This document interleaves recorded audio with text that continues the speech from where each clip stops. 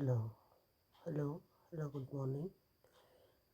ಈಗ ನಾನು ENK level 1 T colours rhymes ಹೇಗೆ ಮಾಡೋದು ಎಕ್ಸ್ಪ್ಲೈನ್ ಮಾಡ್ತೀನಿ.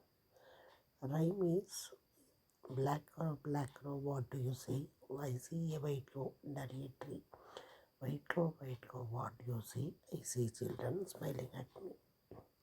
ಫಸ್ಟ್ ಏನು ಮಾಡಬೇಕು ಮಕ್ಕಳಿಗೆ, ಸ್ಟೆಪ್ 1 ಹೋಲ್ ರೈಮ್ನ ಇಂಗ್ಲೀಷಲ್ಲಿ ಆ್ಯಕ್ಷನ್ ಮಾಡ್ಕೊಂಡು ಡಿಸೈಡ್ ಮಾಡಬೇಕು. ಸೆಕೆಂಡ್ ಸ್ಟೆಪ್ಪು ಅದನ್ನು ಮದರ್ ಟಂಗಲ್ಲಿ ಅರ್ಥ ಹೇಳಬೇಕು. ಕೀವರ್ಡ್ಸ್ ಫೋಕಸ್ ಮಾಡಿ ಕೀವರ್ಡ್ಸ್ ಅರ್ಥಗಳು ಹೇಳಬೇಕು.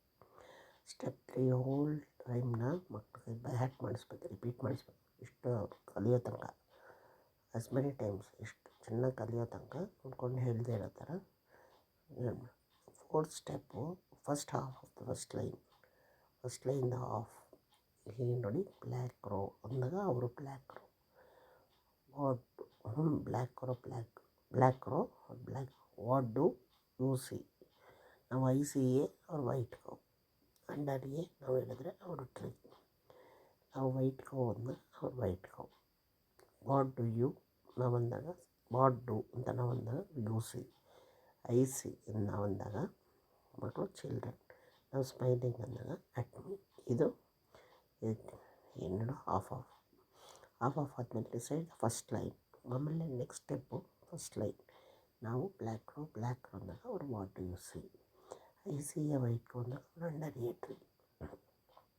ಅದೇ ಥರ ವೈಟ್ ಕೋ ನಾವು ಅಂದಾಗ ಅವ್ರು ವಾಟ್ ಡು ಯು ಸಿ ಅಂತ ಮಕ್ಕಳು ಹೇಳಬೇಕು. ಐ ಸಿ ಚಿಲ್ಡ್ರನ್ ಅಂದಾಗ ಮಕ್ಕಳು ಸ್ಮೈಲಿಂಗ್ ಆ್ಯಕ್ಟ್. ಇಷ್ಟೂ ಫಿಫ್ತ್.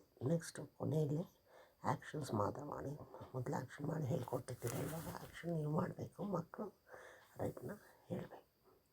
ಇದು ಫಸ್ಟ್ ಮೊದಲನೇ ವಾರ ಬರೀ ಸ್ಟೆಪ್ 1, 2 and 3 ಮಾಡಿ. ಎರಡನೇ ವಾರ ಸ್ಟೆಪ್ 1 and 3, ಮೂರನೇ ವಾರ ಸ್ಟೆಪ್ 3, 4, 5, ನಾಲ್ಕನೇ ವಾರ ಸ್ಟೆಪ್ 3, 6.